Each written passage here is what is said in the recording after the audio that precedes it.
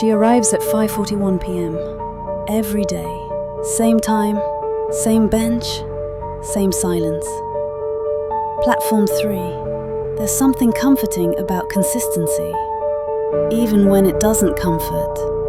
The train isn't coming. She knows that. It hasn't arrived for 7 years. But still, she waits. Not because she believes. Not exactly. But because not waiting would mean it's really over. The first time she bought the ticket, it was raining. Not the cinematic kind of rain. No thunder, no dramatic grey, just a dull drizzle, like the world was crying without meaning to. She still carries that ticket. It's folded neatly inside a plastic sleeve in her bag. The ink has smudged, but the platform number is still clear. 3. She never uses it. She never throws it away. Most days, the station announcer is silent, but sometimes, just before dusk, the speaker crackles. A mechanical whisper, barely audible. This is a departure notice. Platform 3, delay, indefinite. She always looks up, even though it's always the same. No train, no footsteps. Just the echo of a world that moved on without her. There are others on the platform sometimes, never for long. A man who paces in exact squares. A girl with red shoelaces who reads the same page of a newspaper every time she visits. An old woman with no shadow. None of them speak. They look like people, but something in their faces says otherwise. Like they've been blurred by time. She doesn't ask questions. She's not sure if they'd answer. The first time she saw him, she thought he was a dream. He wore a crisp black uniform with a silver pin shaped like an hourglass. He was tall, pale, with eyes that looked like still water. "You're early," he said. She wanted to ask, early for what? But she couldn't find her voice. He walked past her, down the tracks, and vanished into the fog. She's seen him twice since. Each time, he's moving farther away. There's a clock above platform 3. It's stuck at 5:41 p.m. The same time she arrives. Every day. She once stayed overnight to see if it would move. It didn't. But something else did.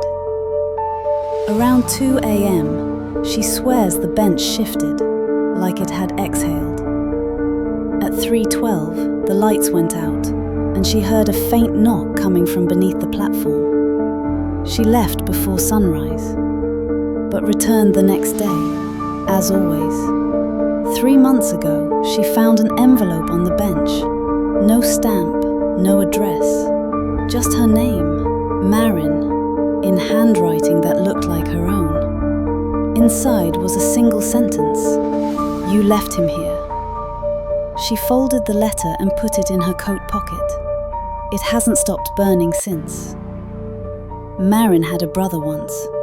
He was small, fast, and always wearing one blue sock and one black.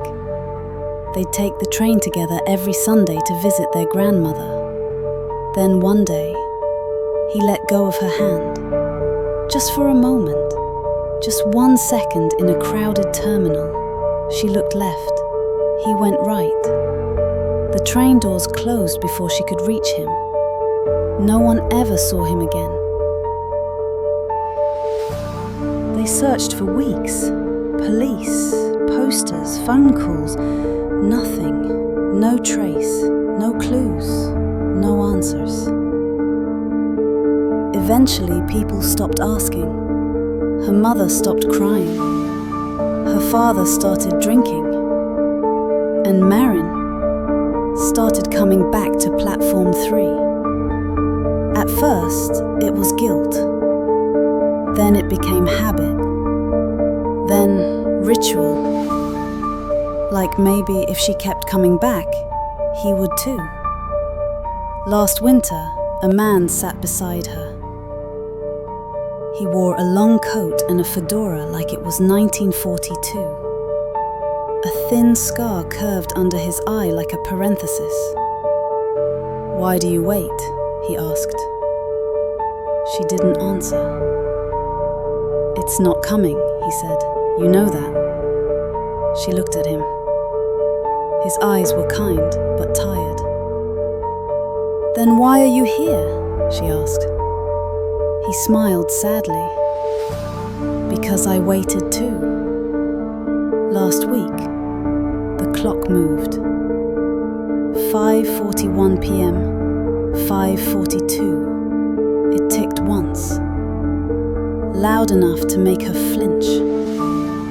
No one else reacted, but the air changed, like something deep beneath the station had stirred. Then the lights flickered, and a shadow passed along the far tracks. She stood, walked to the edge, but there was only fog. Yesterday, she found a second ticket tucked in her coat pocket, identical to the first, but dated tomorrow. Platform 3, 5:41 p.m. She hadn't printed it, hadn't touched a kiosk in years, but it felt warm in her hand, like it was waiting. She arrives. Early. The clock still says 5:41 p.m. There's no one else on the platform, no girl with red laces, no conductor, no man with the scar. Just her, and the sound of wheels in the distance. For the first time in 7 years, she hears a train.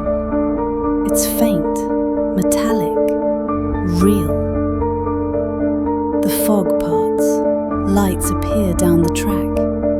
Marin stands, her hands tremble. The train approaches, slows, stops. The doors open with a sound like breaking glass. Inside, darkness, no conductor, no passengers, just a row of empty seats.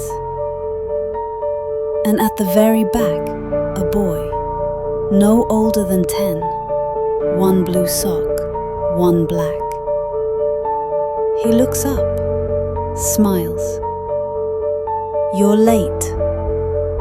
She doesn't move. Her feet feel like cement, her heart like glass.